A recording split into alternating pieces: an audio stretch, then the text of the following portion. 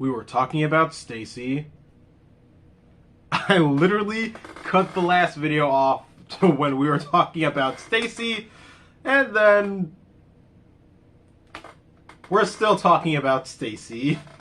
So that's what happened last time on ZENKAIGER WAHHHH. Episode 7. Stacy makes himself known again, this time as Stacyzer.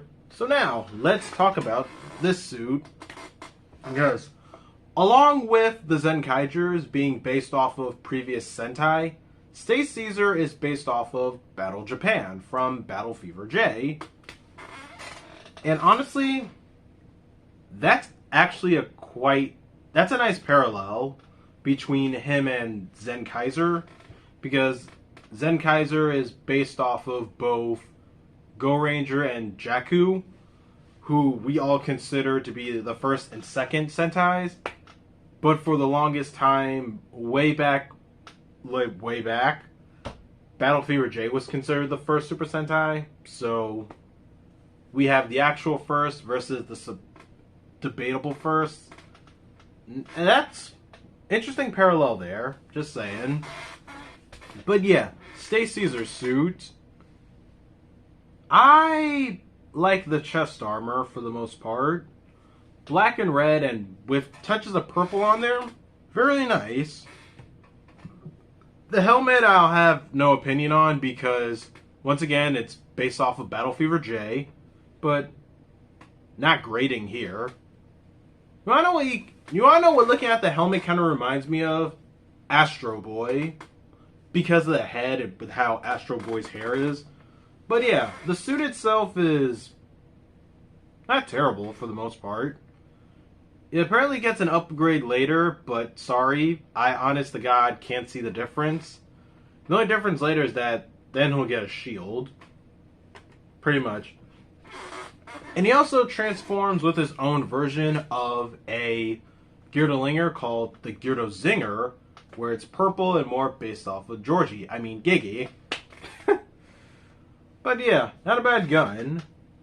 And obviously, as a nod to Gokaiger, amongst other things, he can also summon the clones of previous Sentai that will fight for him.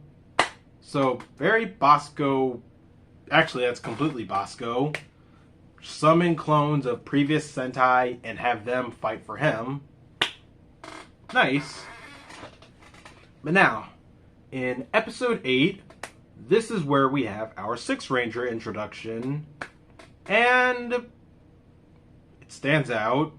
While Kaito and Stacy are fighting, our World Pirate 6 Ranger, Zox, drops in, and, in preparation, here's how it goes. Yo ho hoi, yo ho hoi, yo ho hoi hoi.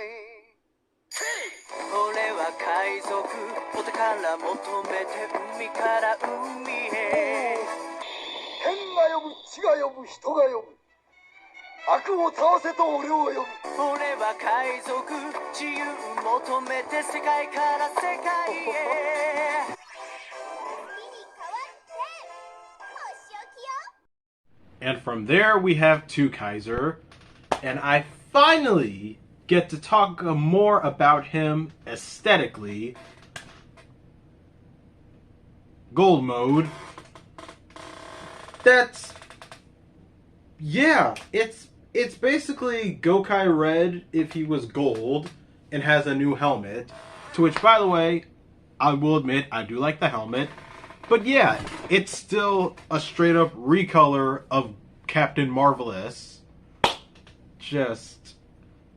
With new different kinds of shoulder pads and the gloves and oh my god, just so much. It's basically that. It's Gokai Red, but he's gold. They couldn't even bother to change the logo on the chest. But someone at Toei thought this, and I don't know, their company, could they copyright themselves? Who knows? But yeah, along with not only is it just a Oh my god. Not only is it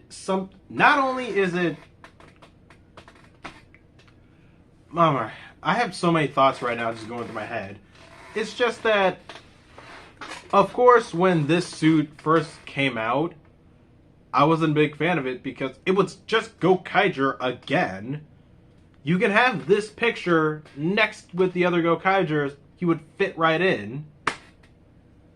But let's hop off of that and now go to his Morpher, the Girdlinger. So, not only are we doing Gokaiger again, but let's make it more pirate. Let's make his Morpher a tambourine.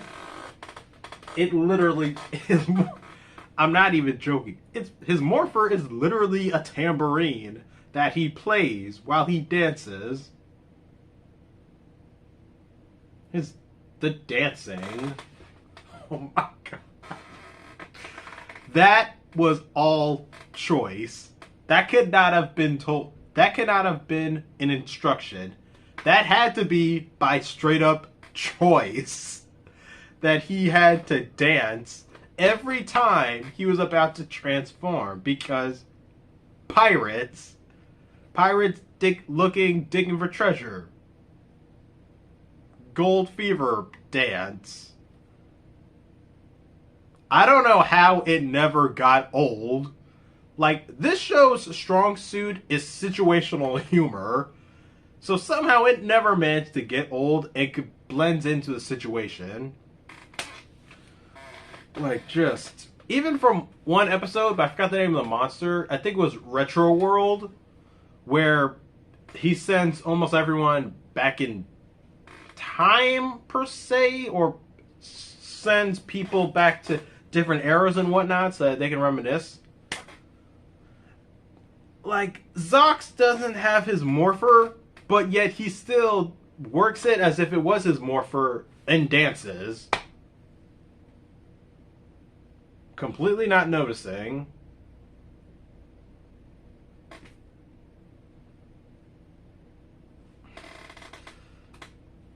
But back to the Morpher 2, the tambourine. It also comes with another function later for when he changes his appearance. And so next, I would skip ahead an episode, but sadly the next episode here is important. Episode 9. As a 6th Ranger, ZENKAIGER makes it very clear that he's not on their side. Like, he's definitely not a bad guy, but he's not on their team. The ZENKAIGERs and him never fall under one team name. It's just the Sentai and him. And as for more on Zox, we meet his family. There's his little sister, Flint, who built his gear based off of blueprints they stole from the Toji Tendo after they did a raid on their palace once. Here it is. The reason why ZENKAIGER's look is what it is because Flint stole it. Because the Gokaiger's suits look that awesome.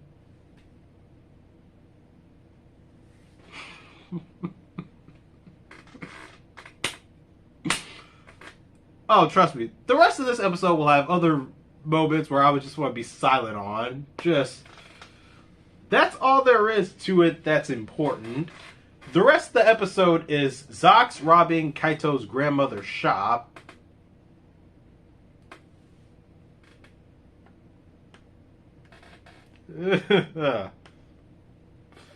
And, oh my god. At the end, okay, so he robs the grandmother's shop and holds them all at gunpoint.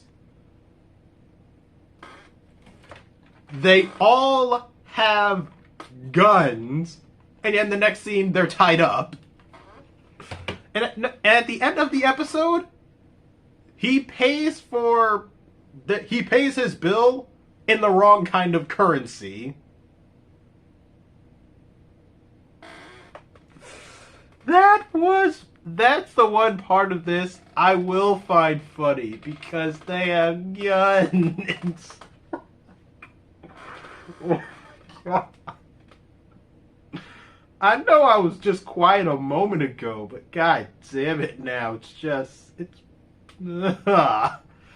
you're getting the chuckles out of me, episode. You are. I want to say this now, going forward with this review. Did this show make me laugh? Yes. But just to me, some jokes made me laugh, others didn't. The jokes that did make me laugh were... I don't think they were the jokes that everyone was paying attention to. Like, here's another example. In, like, another episode where it's a Senchan focus episode, the monster of the week, I forgot the name of it. I think it was called Sundial World or something. I forgot. He accidentally sends, I think, Senchan back in time, I believe, back to the beginning of the show. And then there's, like, a whole montage of Senchan calling, alerting people as he's constantly time traveling. And once they get back to the present, the Zenkaigers are caught up with him and learned his plan because Senchan kept calling them to inform them where he was and such and so on. The most hilarious part of that episode is that the Zenkaigers use the Zoo Ranger medal, and Senchan flies over to the monster, sings part of the Zoo Ranger theme song as he describes to the monster how he's gonna die.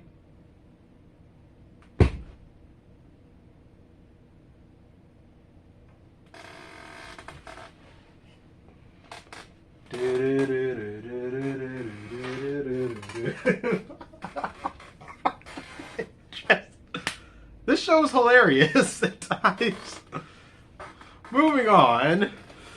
The rest of the siblings are their twin little brothers, Ricky and Katana, who take the shapes of Shinkenger and O-Ranger based SD figures. Now, they all came from Kikaitopia and eventually discovered a way to travel across parallel worlds until one day they came across SD-topia, and the twins wound up cursed into possessing the forms they have now. So that's their whole motivation for being there. They're hoping they'll run into an SD World Kaijin, and by beating them, they can break the curse. But just because they're in a jam, that doesn't mean they can't be useful, as they also can become part of two Kaiser's alternate forms, Shinken form and O-Ranger form. So let's talk about those suits now. Shinken form, I'm a bit more fond of. O-Ren form, not so much. With O-Ren form, the only good-looking thing on there is the sash going down to the crotch. And that's just because the logos of O-Ranger are on there. No homo, too. But other than the O-Ren form, it just doesn't do it for me. Like, it's just everything. And to talk about the colors for a moment, blue and silver or white, whatever it is, contrasting with freaking black, gold, and red. It doesn't cut it. But Shinken form, however, is totally nice. Like, I like that it's a straight up cloak, like how it was in Shinkenger. And hell, the Gearlinger can turn into a sword that way too. So with two Kaisers, three forms, his base form, Shinken form, and O-Ren form, they all represent types of fighting styles, which I like.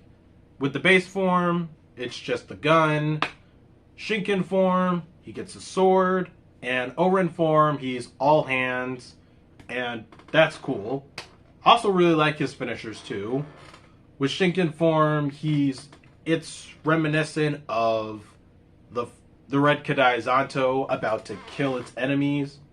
And O-Ren form, it's the O-Ranger motif and homages that we see in the finishers there. So yeah, both these forms are totally powerful and impressive to me. Episode 12, We get the debut of Stay Caesar's mech, Battle Caesar Robo. Like with Stay Caesar being based off of Battle Fever J, so is his mech being based off of Battle Fever Robo. And it's alright. Not too bad, not too bulky.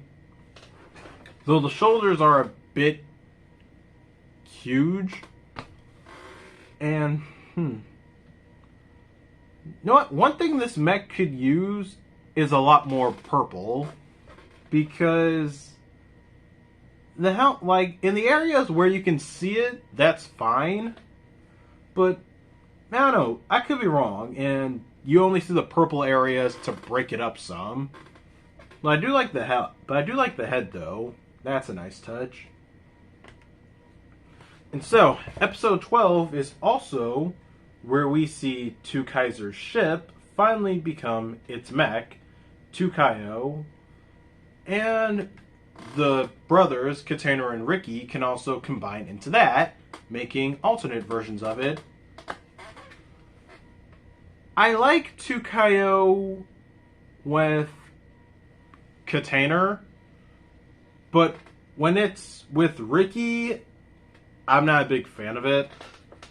And I think why I'm not a big fan of it is, well, for one, their pirate ship, I don't like it too much. It's a bit random to put a crocodile and a motorcycle and having it all be a pirate ship together. It's kind of a weird bunch and it kind of doesn't do it for me. But for the Kaio Ricky, I don't like it because I think that's just it. I just don't like it. And once again, blue and silver, it works sometimes, not all the time. Like, depending on what you got, like, here's an example. Gao Silver, that's where blue and silver looks good together. This, however, especially with, like, the gold backdrop, it doesn't do it for me. But, yeah, the Katana Ricky form, that's fine. If only because of the head and some of the aesthetic parts on there, at least. And so, episode 14, Kaio destroys Battle Caesar Robo, but Stacy still lives. And aside from that, I just want to give an example of how different Sentai gears could get. At one moment, Stay Caesar summons Jakku, and to counter it, Kaiser uses the Jakku Sentai gear and uses Big One's authority to make the Sentai fight for him. And the reason why that happened is because Big One was Jakku's team leader. And that's not the only time something like that happens. Like, at some point much later, there's a monster of the week called Noodle World. Then Kaito uses the Jetman gear and summons Yellow Owl to throw a tomato at him, now calling himself Spaghetti World.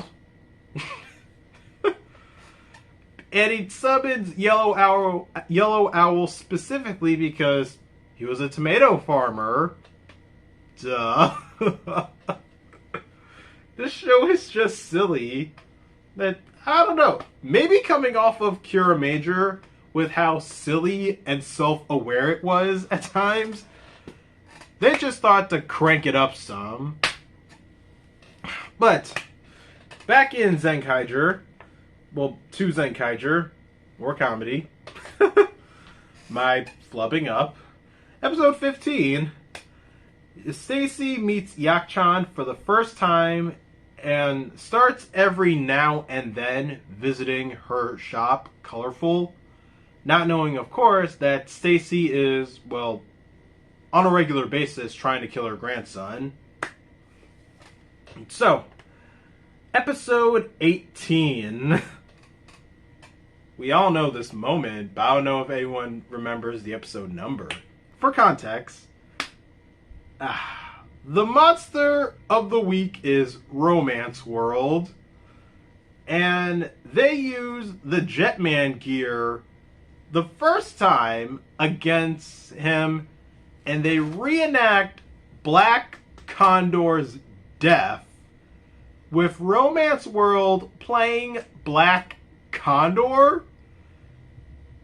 And in my mind, I'm legit thinking, yo! And it gets more fucked up. Like, ZENKAIGER and 2Kaiser beat him, and he's sitting on a bench, just like Black Condor, smoking a cigarette the exact moment he dies.